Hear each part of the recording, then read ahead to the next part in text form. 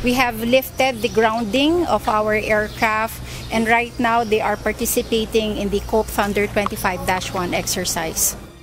Muling lumipad sa himpapawid at sasabak sa Cope Thunder exercise ngayong taon ang FA-50 aircrafts ng Philippine Air Force. Ito ay matapos suspindihin ang 11 pang unit ng fighter jets kasunod ng pagbagsak ng isang unit nito sa Bukidnon noong March 4. Sabi ng Philippine Air Force, natapos na ang kanilang isinasagawang investigasyon at ilalabas na sa lalong madaling panahon ang resulta nito. Gayunman, tiniyak ng hukbong himpapawid na ligtas nang gamitin ang mga eroplano. But right now, our FA-50 fleet is on full operational status, and they are participating in our upcoming bilateral and multilateral exercises. Yes, our FA-50 fleets have been inspected very well. It went through a very thorough inspection, and we have proven them airworthy. Ngayong araw, opisyal nang binuksan ang Cope Thunder Exercise 25-1 dito sa Clark Air Base sa Pampanga. Pinangunahan ito ni Lieutenant General Arthur Cordura, Commanding General ng Philippine Air Force.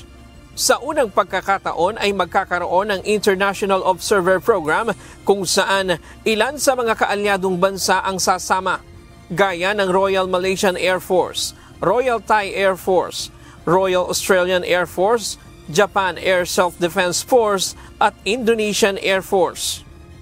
Their presence is a reminder that security is not the concern of one, but the responsibility of many.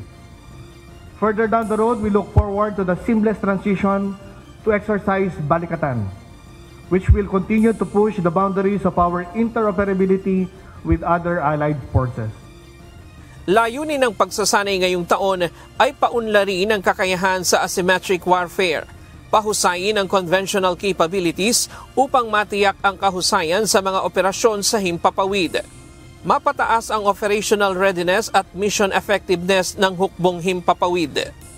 We're counting on each of you to integrate new technologies, test innovative tactics, and further strengthen our ability to operate together as part of a joint and coalition force. The lessons learned here will help shape our future operations and enhance our ability to respond to any crisis, natural disaster, or security challenges that may arise.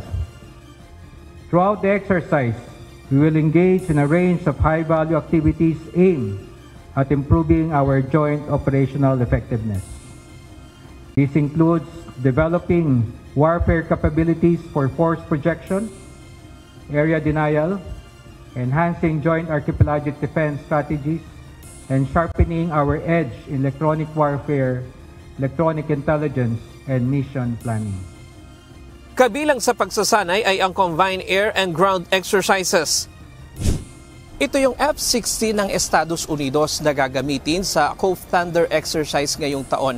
Mas advanced ang kakayahan niyan kumpara dito sa FA-50 na ginagamit ngayon ng Philippine Air Force. Isa sa balak bilhin ngayon ng sandataang lakas itong F-16 at na balak idagdag sa asset ng Philippine Air Force. Kanina, sabay na lumipad sa himpapawid ang FA-50 ng Philippine Air Force at F-16 ng Estados Unidos sa pagbubukas sa Clark Air Base.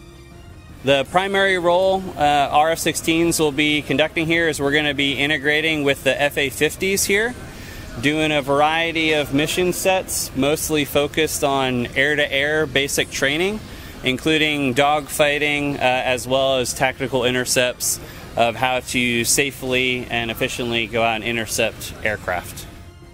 We will validate our tactics, again, our tactics, techniques, and procedures on how we operate. This is in preparation for us in the future in acquiring multi-role fighter aircraft, much capable multi-role fighter.